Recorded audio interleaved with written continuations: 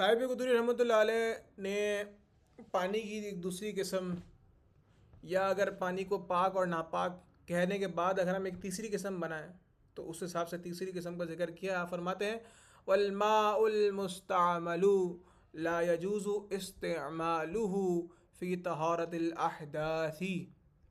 क्या फरमाते हैं? आप फरमाते हैं कि माए मुस्तामल, इस्तेमाल शुदा पानी, ला यजूज़ु इस्तेमालु, नहीं है जायज़ उसका इस्तेमाल, फ़ी तहारतिल अहदासी, हदस से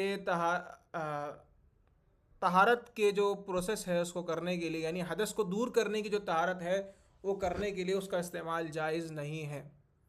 अच्छा, क्या जायज़ नहीं है यहाँ पर? ये आप तहारत से मुराद ले रहे हैं या अहादास का आपने जिक्र किया, इससे मुराद क्या है, इससे इसका मतलब क्या है, वो मैं आपको सामने बयान कर देता हूँ।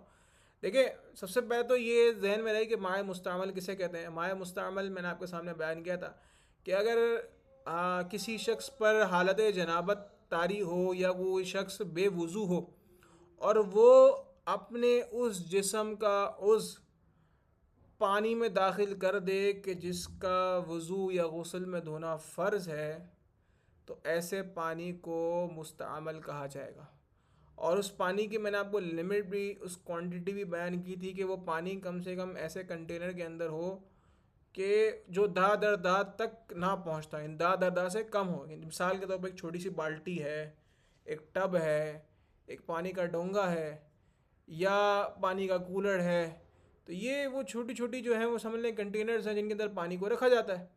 अब अगर मैं बेवज़ू हूँ और वज़ू के अंदर हम कौन कौन से अज़ा को धोते हैं? मुंह धोते हैं, हाथ धोते हैं, पाँव धोते हैं। तो अब अगर मैं उसके अंदर अपनी हाथ की हथेली डाल देता हूँ, मैंने वज़ू नहीं किया हुआ, तो होगा क्या? होगा ये कि मेरी जितनी हथेली उस पानी के अंदर जाएगी ना, उस हथेली पर से नजासत हुक्मिया जो वे वज़ू होने की वजह से मुझ पर जो एक नज़र ना आने वाली नजासत तारी होती है, जिसकी वजह से मैं नमाज नहीं पढ़ सकता, मैं कुरान को छू नहीं सकता, वो मेरी हथेली के उतने हिस्से से दूर हो जाएगी। ये मैंने थोड़ा सा टेक्निकली आपके सामने डेप्थ में जिक्र कर दिया है। होता यही है, ठीक है, कि हम जब वज़ू कर रहे होते हैं तो हम क्या कर रहे होते हैं? बेसिकली हम कर ये रहे होते हैं कि हम पर एक हालत तारी होती है जिसको कहा जाता है हालत हदस, यानी हदस की हालत। हम पे अरबी में हदस का लफ्ज़ इस्तेमाल होता है इसके लिए, उर्दू में हम उसको बेवजूपन कह रहे होते हैं आसान अल्फाज में। तो वो हमारे उन अज़ा के ऊपर होती है जिनको हम वज़ू में धोते हैं। जैसे मिसाल के तौर पर हमारी कोहनियों तक हथेलियाँ हैं, तो अगर मैं सिर्फ अपनी एक वज़ू स्टार्ट करता हूँ मिसाल के तौर पर, और मैंने सिर्फ अपनी एक कोहनी को जो है वो धो लिया, तो हुआ क्या? हुआ ये कि जो उतने हिस्से तक मेरे मेरे अंदर एक बेवजूपन वाली कैफियत थी, तो वो मेरी एक कोहनी से, यानी एक हाथ की जो कोहनी तक जो है वो दूर हो गई। अब मेरे दीगर आज़ा बचे हैं। तो इसी वजह से कंटेनर के अंदर किसी वो दाखिल पानी को दाखिल करके किसी भी पानी के कंटेनर के अंदर हाथ को डायरेक्ट दाखिल करके वज़ू करने से मना किया जाता है। हमें पानी को बहाना होता है अपने जिस्म के ऊपर से, ठीक है। चाहे हम नलके से वज़ू करें या चाहे हम किसी पुराने ज़माने में लोटे से वज़ू होता था, तो लोटे से भी वज़ू करके उसको पानी को बहाया जाता था आज़ा के ऊपर से। तो यही तरीक़ेकार होता है। हाँ, जो बड़े बड़े तालाबों में वज़ू करते हैं तो चूँकि वो बहुत बड़े तालाब होते हैं, वो दा दर दा के से ज़्यादा लिमिट के होते हैं, इसलिए उन पे पानी मुस्तअमल का हुक्म नहीं होता, तो उनमें वज़ू किया जा सकता है। इसी तरीके से दरिया में वज़ू वज़ू किया जा सकता है, और बहुत बड़े बड़े तालाब में वज़ू किया जा सकता है। तो उसमें फिर वो मुस्तअमल का कॉन्सेप्ट नहीं होगा। मुस्तअमल का कॉन्सेप्ट मैंने आपके सामने जिक्र किया, जो दा दर दा से कम होंगे उन्हीं में आएगा, जैसे छोटी बाल्टी वगैरह, ठीक है। अब बहुत ज़्यादा दफ़ा इसका जिक्र हो चुका है, तो मैं उम्मीद करता हूँ कि अब मज़ीद मुझे इस चीज़ को रिपीट नहीं करना होगा आगे। अच्छा, इसी तरीके से ये तो मैंने आपके सामने जिक्र किया कि पाए मुस्तअमल होता क्या है, लेकिन माए मुस्तअमल होने की एक और कंडीशन भी होती है। जैसे मिसाल के तौर पर एक शख्स है जिसके ऊपर हालत हदस तारी है, वो हालत हदस जो कि हालत जनाबत की वजह से होती है। एक तो हम होते हैं बेवज़ू, लेकिन एक हम पर और हालत भी होती है जब हम जनाबत की हालत में होते हैं, और उसको कहा जाता है, उर्दू में उसके लिए आसान अल्फाज इस्तेमाल किए जाते हैं, बेगुसला शख्स या जुम्बी शख्स, इस तरह के अल्फाज इस्तेमाल होते हैं। तो अब देखें, जब हम पे ऐसी हालत तारी होती है तो हमें पाक होने के लिए अपने पूरे बदन पे से पानी बहाना होता है, सिर्फ उन आज़ा पर सब पानी नहीं बहाते हम, जो जिनमें जिनको से वज़ू करना होता है। तो अब ऐसी हालत में अगर मैं या कोई भी शख्स जिसके ऊपर ऐसी हालत हो, वो अपने बदन का कोई भी हिस्सा, एक्सटर्नल हिस्सा अपने बदन का, जिसको गुस्ल के अंदर धोना ज़रूरी है, वो अगर दाखिल कर देता है ऐसे पानी के अंदर जो मुस्तमल हो जाएगा, तो पानी फिर क्या होगा, मुस्तमल हो जाएगा। ठीक है। मिसाल के तौर पर, गर्दन जो है वो धोना वज़ू में फ़र्ज़ नहीं है, गर्दन धोना वज़ू में फ़र्ज़ नहीं है, लेकिन चेहरा धोना वज़ू में क्या है, फ़र्ज़ है। तो अगर मैं बेवज़ू हूँ और मैं अपना चेहरा सांस बंद करके पानी के किसी टब में डाल देता हूँ, तो होगा क्या, पानी मुस्तमल हो जाएगा और मैं बेवज़ू हूँ। लेकिन अगर मैं ऐसा नहीं करता, अगर मैं अपनी गर्दन यानी अपना सर उल्टा करके, एक एग्जांपल समझ लें, वैसे तो शाज़ व नाज़ इस तरह की कोई कंडीशन हो, सिर्फ समझाने के लिए मैं अर्ज़ कर रहा हूँ कि अगर कोई शख्स लेटे ज़मीन पर, बिल्कुल सीधा लेटे, और उसके सर के जो हिस्से की जगह पे एक टब रख दिया जाए पानी का, जिसकी हाइट भी कम हो, वो आसानी से अपना सर उसमें दाखिल कर सके, और वो बेवज़ू हो, वो सर अपना उसमें दाखिल करे और है वो जुम्बी, उसकी गर्दन जो है वो उस पानी के अंदर टच हो जाए, तो अब गर्दन को भी धोना बेगुस्ल होने की हालत में तो ज़रूरी है। इसी तरीके से मिसाल के तौर पर चलें, ये गर्दन वाली मिसाल तो थोड़ी सी वो हो जाएगी, हम घुटने की मिसाल ले लेते हैं। अगर कोई शख्स अपना घुटना जो है, वो घुटने को हम वज़ू में तो नहीं धोते, लेकिन हम हालत जनाबत में पूरे बदन में पानी बहाते हैं, तो घुटना भी उसके अंदर कवर होता है। लेकिन अगर मैं घुटने को अपने टर्न करके किसी बाल्टी के अंदर डालूं मिसाल के तौर पर, और मुझ पर हालत जनाबत हो, तो अब क्या होगा, अब होगा ये कि मेरे बदन के उस पार्ट पर से जो बेगुसल होने की जो कैफियत है वो दूर हो जाएगी, और वो निकल कर सारी उस पानी में चली जाएगी। ठीक है। तो इसीलिए गुसल करते वक्त भी पानी को बदन के ऊपर से बहाया जाए, ना कि उस पानी के अंदर जो है वो बिल्कुल जाकर जो है वो ऐसी हालत में पानी को जो है वो नापाक ना किया जाए। हम हमारे उर्फ में भी इस तरह का अल्फाज इस्तेमाल कि पानी नापाक नहीं करो, उसमें एंटर हो गए, तो वो नापाकी का कॉन्सेप्ट उसी पानी के ऊपर होगा जिसकी कम से कम उसकी लेंथ और विड्थ 15 फीट और दूसरी साइड से भी 15 फुट, यानी उससे छोटा अगर कोई भी जगह होगी। कोई स्विमिंग पूल भी बनाए ना, तो हमें इस चीज़ का ख्याल रखना है। पानी की टंकी भी अगर हम बनाते हैं, अच्छा ये मिसाल पता है कहाँ आएगी, ये मिसाल उस वक्त आती है, वैसे तो ये मैंने आपके सामने अभी ये टब की मिसाल दी, या जो है वो ये वाली घुटने अपना बाल्टी में दाखिल करने की मिसाल दी, ये इस तरह ये शाज़ व नाज़ है, ये इस तरह होता नहीं है। लेकिन रियल लाइफ अगर मैं आपको एग्जांपल दूँ ना इस चीज़ की, तो क्या है, मिसाल के तौर पर टंकी की सफाई होती है हमारे यहाँ। जो घर होते हैं, जैसे 120 गज़ का घर है या 80 गज़ का घर है, घरों की टंकी की सफाई होती है। अब एक शख्स सफाई करने दाखिल हुआ और टंकी में पानी भी मौजूद है, तो होगा क्या, और वो है शख्स हालत जनाबत में, तो अगर वो पानी की टंकी में उतर जाता है, तो वो खुद चूँकि पाक नहीं था, हालत जनाबत में था, तो उसने क्या किया कि जो मौजूद पानी भी है ना, उसको भी उसने क्या कर दिया, नापाक कर दिया। तो और पानी की एक अच्छी खासी हाइट जो है वो टंकी में खड़ी रहती है, तो इसका मतलब वो पानी इस्तेमाल नहीं किया जाता, उस पानी को निकालना पड़ेगा। हमें तो उस शख्स को पानी टंकी की सफाई के लिए दाखिल किया था, लेकिन उल्टा उसने जो मौजूद पानी था उसको ही नापाक कर दिया। और हमें ऐसी सिचुएशन में अंदर नापाकी नज़र भी नहीं आ रही, तो हम तो ये समझ रहे होते कि नापाकी सिर्फ नजासत का नाम है, लेकिन ऐसा नहीं होता। तो ये वाली भी जो है ना कंडीशन, ये चीज़ बहुत इंपॉर्टेंट है समझना, कि पानी को जो है वो उसने मुस्तामल कर दिया, नापाक इन सेंस मुस्तामल। अब वो आप उसको पानी को वज़ू और गुस्ल में इस्तेमाल नहीं कर सकते, दीगर चीज़ों में से इस्तेमाल कर सकते हैं। आप अपने कपड़े धोने में या बर्तन धोने में, उन दीगर चीज़ों में आप उसको इस्तेमाल कर सकते हैं, लेकिन आप वज़ू गुस्ल नहीं कर सकते, तो एक प्रॉब्लम तो क्रिएट होगी ना। तो हमें इन चीज़ों से बचना है, इसीलिए फ़ुक़हा कराम ने इन मसाइल को हमारे सामने ज़िक्र किया। और फ़िक़्ह हनफ़ी के अंदर माए मुस्तामल का जो टॉपिक है, ये समझना बहुत ज़रूरी है। और इसी तरीके से हालत जनाबत का तो मसला भी बहुत रेयर ही होता है। आम तौर पर ये जो बेहतियाती होती है वो हो रही होती है बेवज़ू होने की हालत में।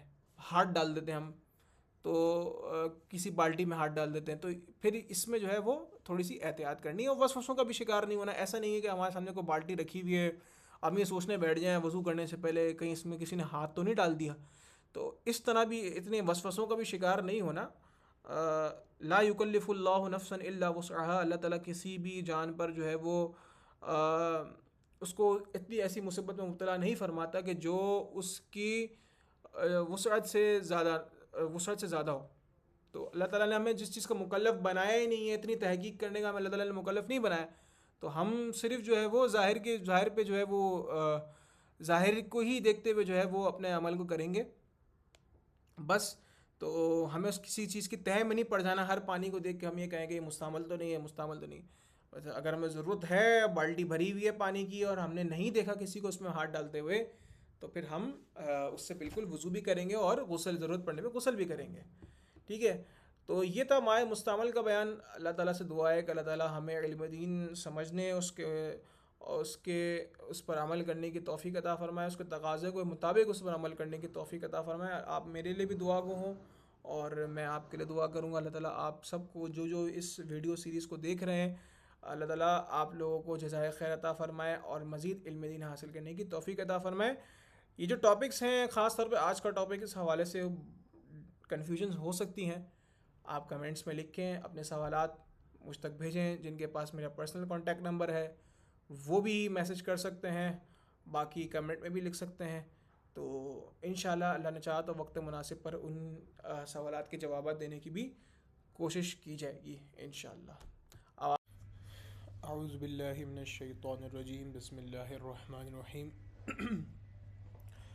उर्दू शरीफ किताब तहरत में माए मुस्तामल का हमारा सबक चल रहा था और माए मुस्तामल के हवाले से मैंने आपसे अर्ज़ किया था कि माए मुस्तामल उस पानी को कहते हैं कि जिससे किसी भी हदस को दूर करने के लिए बदन पर इस्तेमाल किया जाए, और या बदन का वो हिस्सा जब किसी ऐसे पानी के अंदर डाल दिया जाता है, वैसा पानी माए मुस्तामल होता है। अब इसमें एक चंद चीज़ें मैंने आपके सामने और भी मज़ीद ज़िक्र करनी है कि देखें, पानी का तो अगर कोई हमारे सामने कोई पानी की बाल्टी है या कोई भी पानी का डोंगा है या पानी का टब है, उसके अंदर अगर कोई बेवजू शख्स या जुम्बी शख्स हाथ डाल देता है, पाँव डाल देता है, तो वो पानी मुस्तामल तो हो जाएगा। और वो पानी मुस्ताम यानी हमारा जो हदस है वो निकल कर उस पानी के अंदर सरायत कर जाता है। ये मैंने आपके सामने पहले भी अर्ज़ किया था। यहाँ पर चंद बातें और भी वज़ू के हवाले से डिस्कस करनी है कि जब हम वज़ू कर रहे होते हैं तो आम तौर पर नलके पे लोग वज़ू करते हैं, और नलके से जब वज़ू करते हैं तो पानी जो बह कर हमारी बॉडी से टच करके निकल जाता है, उसका क्या हुक्म होगा। और वो हमारे कपड़ों पर भी लग जाता है जब हम वज़ू कर रहे होते हैं। तो आया कि फिर इन पानी की जो वज़ू की जो छींटें होती हैं उनसे भी हमें बचना चाहिए या नहीं बचना चाहिए, इसका भी जो है एक बहस है। देखिए, माए मुस्तामल ना फ़ी नफ्सी ही कोई नापाक पानी नहीं है, बस ये एक ऐसा पानी है जो पाक और नापाक के दरमियान में है। यानी कि आप इसे वज़ू और गुस्ल करने के अलावा हर काम कर सकते हैं। तो इसका मतलब ये हुआ कि अगर ये आपके कपड़ों पर लग जाता है, आपके बदन पर लग जाता है, तो आपका बदन नापाक नहीं होगा। हाँ, बस होगा ये कि इसे आप वज़ू और गुस्ल नहीं कर सकते। ठीक है। इसीलिए इसका नाम भी माया मुस्तामल रखा गया, इस्तेमाल शुदा पानी।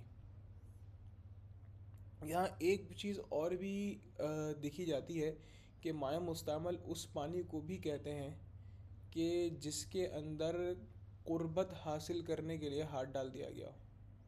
क़ुर्बत हासिल करने का मतलब क्या होता है कि मिसाल के तौर पर एक शख्स है तो बावज़ू, लेकिन वो वज़ू पर वज़ू करने की नियत कर रहा है। आपने उलमाए किराम से सुना होगा कि वज़ू पर वज़ू किया जाता है।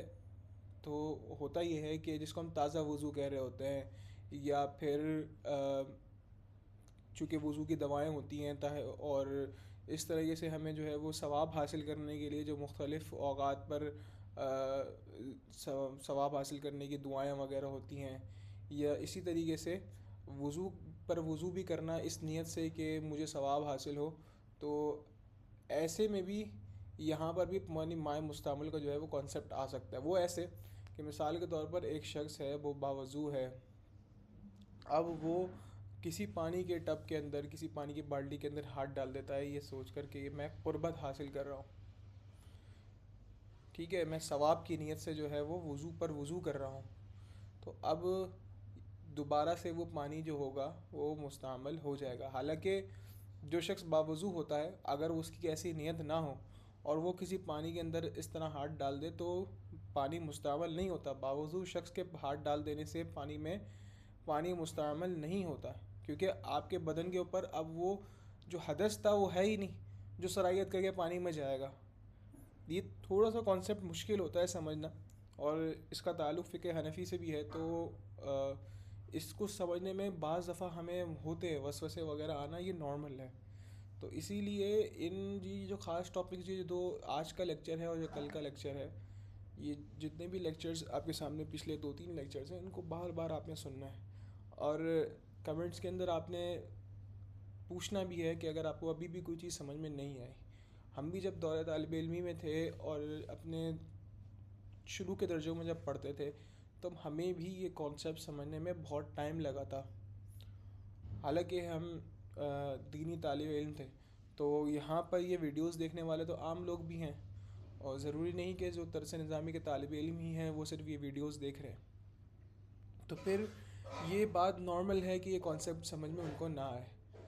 तो हम ज़्यादा से ज़्यादा जब हम मुताला करेंगे, जब मैंने आपके सामने पहले भी अर्ज़ किया था, किताबों का आपके सामने अर्ज़ किया था, तो जब हम ज़्यादा से ज़्यादा मुताला करेंगे और हम इन वीडियोस को या उलमा कराम की सोबत में इस तरह के तहारत के दरस तहारत के लेक्चर्स को सुनेंगे, तो हमें ये कॉन्सेप्ट्स क्लियर हो जाएंगे।